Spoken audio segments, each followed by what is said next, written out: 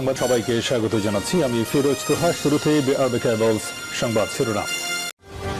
শুরুতেই জানাবো এই মুহূর্তে হাতে পাওয়া সর্বশেষ গুরুত্বপূর্ণ সংবাদ। ব্যাংকিং খাতে লুটপাটের সাথে সরকারের এমপি মন্ত্রী সুবিধাভোগী আমলারা জড়িত। দ্রব্যমূল্যের অস্বাভাবিক ঊর্ধ্বগতি, সড়কের মৃত্যুর মিছিল, ব্যাংক খাতে লুটপাট সহ চলমান নৈরাজ্যের বিরুদ্ধে প্রতিবাদ সমাবেশ করেছেন গণঅধিকার পরিষদ, ঢাকা মহানগর দক্ষিণ। উক্ত সমাবেশে ভিপি নুরুল হক নূর এসব কথা বলেন। এবারে জানাবো বিএনপি নেতাদের কেন গ্রেপ্তার করা হচ্ছে। প্রধানমন্ত্রীর কাছে জবাব চাইলেন বিএনপির সিনিয়র যুগ্ম মহাসচিব রুহুল কবির রিজভী। বলেন, সরকারের রাজনৈতিক প্রতিহিংসার শিকার বিএনপির শীর্ষ ও তৃণমূলের নেতারা। জানাবো প্রধানমন্ত্রী ও আওয়ামী লীগ সভাপতি শেখ হাসিনা বলেছেন, বাংলাদেশে যত অপরাধ হয় তার সবই করে বিএনপি। বিএনপি নেতাকর্মীদের বিরুদ্ধে কোনো রাজনৈতিক মামলা হয়নি, সবই অপরাধের কারণে হয়েছে। এদিকে দেশজুড়ে 3 দিনের হিট অ্যালার্ট জারি। দেশের উপর দিয়ে বয়ে যাওয়া তাপপ্রবাহের তীব্রতা আরও বাড়ার শঙ্কায় 3 দিনের জন্য হিট অ্যালার্ট দিয়েছে আবহাওয়া অফিস। আবহাওয়াবিদ ডক্টর মোহাম্মদ আবুল কালাম মল্লিক সতর্ক বার্তায় জানিয়েছেন, দেশের উপর দিয়ে চলমান তাপপ্রবাহ আজ শুক্রবার থেকে পরবর্তী 72 ঘন্টা অব্যাহত থাকতে পারে এবং তাপমাত্রা আরও বৃদ্ধি পেতে পারে। এবারে থাকছে অসুস্থ নেতার পাশে মহানগর BNP. Dhaka national medical college হাসপাতালে চিকিৎসাধীন গুরুতর অসুস্থ গ্যান্ডারিয়া থানার 46 নং ওয়ার্ড বিএনপির সভাপতি হাজী মোহাম্মদ ফারুকের সঙ্গে দেখা করেছেন দলের ঢাকা মহানগর দক্ষিণ শাখার আহ্বায়ক আব্দুস সালাম ও সদস্য সচিব রফিকুল আলম মজনু। এবং সর্বশেষ জানাবো আন্তর্জাতিক সংবাদ। নেতানিয়াহুকে কি গ্রেপ্তার করবে আইসিসি? গাজা উপত্যকায় ইসরায়েলি বাহিনীর বর্বরতায়, আন্তর্জাতিক আইন ও মানবাধিকার লঙ্ঘনের ঘটনায় ইসরায়েলের প্রধানমন্ত্রী বেনিয়ামিন নেতানিয়াহু সহ আরও কয়েকজন মন্ত্রী এবং ইসরায়েলি প্রতিরক্ষা বাহিনীর জ্যেষ্ঠ কর্মকর্তাদের বিরুদ্ধে গ্রেপ্তারি পরোয়ানা জারি করার সিদ্ধান্ত নিয়েছে নেদারল্যান্ডসের হেগ শহরে অবস্থিত আন্তর্জাতিক অপরাধ আদালত। খবর টাইমস অফ ইসরায়েলের। এতক্ষণ শিরোনাম শুনছিলেন, এবার বিস্তারিত। প্রিয় দর্শক, আপনি যদি এই চ্যানেলে নতুন হয়ে থাকেন, ভিডিওটি দেখতে দেখতে চ্যানেলটি সাবস্ক্রাইব করে আমাদের সঙ্গেই থাকুন। আর এই ভিডিও সম্পর্কে আপনি আপনার মূল্যবান মতামতটি কমেন্ট বক্সে জানিয়ে দিন। আর হ্যাঁ প্রিয় দর্শক, জানিয়ে দিন ভিডিওটি কোথা থেকে দেখছেন। ব্যাংকিং খাতের লুটপাটের সাথে সরকারের এমপি মন্ত্রী সুবিধাভোগী আমলারা জড়িত। দ্রব্যমূল্যের অস্বাভাবিক ঊর্ধ্বগতি, সড়কে মৃত্যুর মিছিল, ব্যাংকিং খাতে লুটপাট সহ চলমান নৈরাজ্যের বিরুদ্ধে প্রতিবাদ সমাবেশ করেছে গণঅধিকার পরিষদ, ঢাকা মহানগর দক্ষিণ। শুক্রবার বিকেল 3:30টায় জাতীয় প্রেস ক্লাবের সামনে এই প্রতিবাদ সমাবেশ অনুষ্ঠিত হয়। প্রতিবাদ সমাবেশে গণঅধিকার পরিষদের সভাপতি নুরুল হক নূর বলেন, ব্যাংকিং খাতে লুটপাটের সাথে সরকারের এমপি মন্ত্রী সুবিধাবাদী আমলারা জড়িত। ব্যাঙের ছাতার মতো ব্যাংকের অনুমোদন দেওয়া হয়েছে। লুটপাটের জন্য একই পরিবারের একাধিক ব্যক্তিকে পরিচালনা পর্ষদে থাকার সুযোগ দেওয়া হয়েছে। জনগণ টের পাচ্ছে না, সরকার ব্যাংকগুলোকে ফাঁকা করে ফেলেছে। সরকারি দলের সাথে সংশ্লিষ্ট নামে বেনামে শত শত কোটি টাকা লোন দিচ্ছে, এমনকি কিস্তি পরিশোধ না করে সেটাও লোন করে নিচ্ছে। এভাবে ব্যাংকগুলোতে লুট করছে এবং এই টাকা বিদেশে পাচার করেছে। সে কারণে ডলার সংকট তৈরি হয়েছে। লুটপাটের কারণে জিনিসপত্রের দাম বেড়েছে। নুরুল হক নূর বলেন, আমি চ্যালেঞ্জ করে বলছি, কেনেফ এই সরকারের গোয়েন্দা সংস্থার সৃষ্টি। সরকার বিভিন্নভাবে তাদের সহযোগিতা করেছে। এসবের সাথে ভারতের সম্পর্ক রয়েছে। ফলে ভারতের বিরুদ্ধে গিয়ে কেনেফকে সরকার কিছু করতে পারবে না। এই নাথান বোম ঢাকা বিশ্ববিদ্যালয়ের চারুকলায় পড়েছে। ছাত্র থাকা অবস্থায় কারা তাকে সহযোগিতা করেছে, কারা পৃষ্ঠপোষকতা করেছে, সেটা চিন্তা করুন। ইসরায়েলের সাথে বাংলাদেশের কোনো কূটনৈতিক সম্পর্ক নেই, তাহলে ঈদের দিন কিভাবে ইসরায়েলের বিমান বাংলাদেশে আসলো? সরকার অবৈধভাবে ক্ষমতায় থাকতে দেশের নিরাপত্তা, স্বাধীনতা, সার্বভৌমত্বকে ঝুঁকিতে ফেলেছে। এভাবে নৈরাজ্য চলতে থাকলে জনগণ হাতে অস্ত্র তুলে নেবে, গৃহযুদ্ধ অনিবার্য। গ্রেপ্তারি পরোয়ানার বিষয়ে নুরুল হক নূর বলেন, এসব গ্রেপ্তারি পরোয়ানা নিয়ে আমি ভীত নই। এই সরকারের আমলে বিরোধী দলের নেতাকর্মীদের নামে এমন শত শত গ্রেপ্তারি পরোয়ানা আছে। জাতীয় নির্বাচনের পর এবার স্থানীয় নির্বাচনের নামে প্রহসন করছে। জাতীয় নির্বাচনের মতো বিরোধী দলগুলো স্থানীয় নির্বাচনও বর্জন করেছে। আমরা সকলকে অনুরোধ করব, ফ্যাসিবাদের সমর্থনে কেউ নির্বাচনে অংশ নেবেন না, ভোট কেন্দ্রে যাবেন না। নূর আরও বলেন, ভারত খেদাও আন্দোলনে দেশের আনাচে কানাচে ছড়িয়ে পড়েছে। ফলে আওয়ামী লীগের মাথা নষ্ট হয়ে গেছে। কারণ আওয়ামী লীগ জানে ভারত খেদাও আন্দোলন মানেই ভারতীয় মদতপুষ্ট আওয়ামী লীগ খেদাও আন্দোলন। তাই এখন এই আন্দোলনে যারা নেতৃত্ব দিচ্ছে তাদেরকে সরকার হয়রানি করছে। বিএনপি নেতাদের কেন গ্রেপ্তার করা হচ্ছে, প্রধানমন্ত্রীর কাছে জবাব চাইলেন রিজভী। শুক্রবার জাতীয় প্রেস ক্লাবের সামনে গ্রেপ্তার বিএনপি নেতাকর্মীদের মুক্তির দাবিতে আয়োজিত মানববন্ধনে অংশ নিয়ে এসব অভিযোগ করেন রুহুল কবির রিজভী। তিনি বলেন, বিএনপি ফোবিয়া আক্রান্ত আওয়ামী লীগ দমন পীড়ন করেই ক্ষমতায় টিকে রাখার অপচেষ্টা করছে শেখ হাসিনা। সরকারের রাজনৈতিক প্রতিহিংসার শিকার বিএনপির শীর্ষ তৃণমূল নেতারা।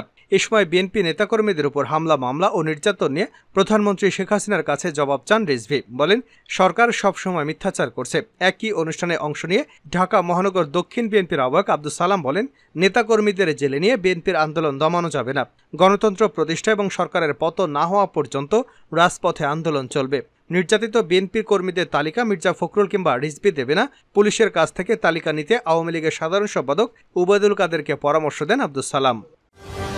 দেশের যত অপরাধ তার সবই করে বিএনপি। প্রধানমন্ত্রী ও আওয়ামী লীগ সভাপতি শেখ হাসিনা বলেছেন, দেশে যত অপরাধ হয় তার সবই করে বিএনপি। বিএনপি নেতাকর্মীদের বিরুদ্ধে কোনো রাজনৈতিক মামলা হয়নি, সবই অপরাধের কারণে হয়েছে। শুক্রবার সকালে গণভবনে কৃষক লীগের 52তম প্রতিষ্ঠাবার্ষিকী উপলক্ষে সংগঠনটির কেন্দ্রীয় কমিটির সদস্যদের সঙ্গে শুভেচ্ছা বিনিময় শেষে তিনি এসব কথা বলেন। শেখ হাসিনা বলেন, বিএনপির 60 লাখ নেতাকর্মীর গ্রেপ্তারের দাবি করেছে, কিন্তু দেশের জেলগুলোতে এত ধারণ ক্ষমতা নেই। তিনি বলেন, তারা বাস, লঞ্চ, ট্রেন জ্বালিয়ে দিলেও মামলা তো হবেই, তবে এসব কোনো রাজনৈতিক মামলা নয়, এগুলো অগ্নিসন্ত্রাসের মামলা, দুর্নীতির মামলা, গ্রেনেড হামলার মামলা। তিনি বলেন, জিয়াউর রহমান ক্ষমতায় আসার পর থেকে আওয়ামী লীগ নেতাকর্মীদের উপরে যে পরিমাণ অত্যাচার করা হয়েছিল সে তুলনায় এখন তাদের বিরুদ্ধে কিছুই করা হচ্ছে না। আওয়ামী লীগ প্রতিশোধ পরায়ণ নয় বলেই বিএনপি কথা বলার সুযোগ পাচ্ছে।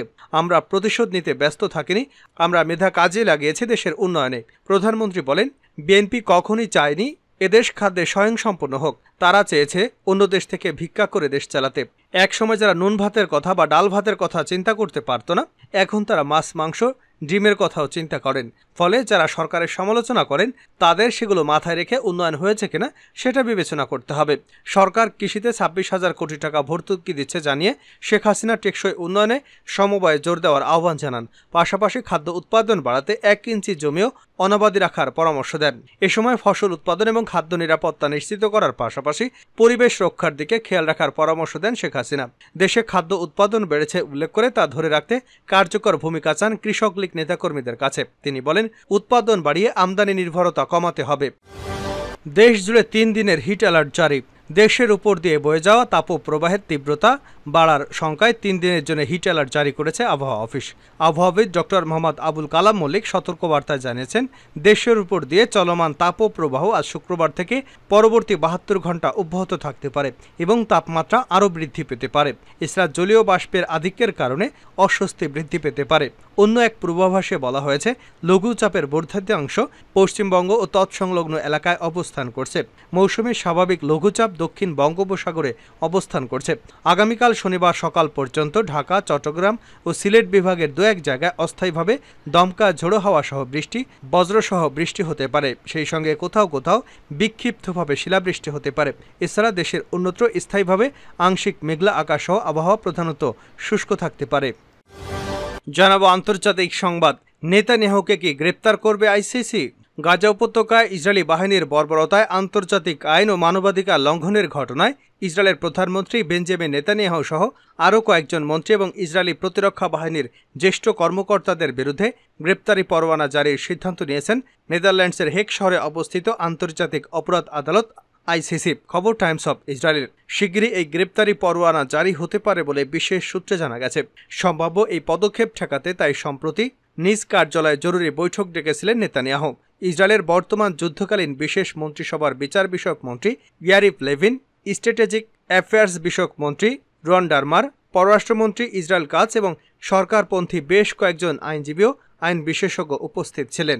মঙ্গলবার রাতে এ বৈঠক হয়েছিল বলে ইসরায়েলি সংবাদ মাধ্যম টাইমস অফ ইসরায়েলকে নিশ্চিত করেছে রাষ্ট্রটির পররাষ্ট্র দপ্তর।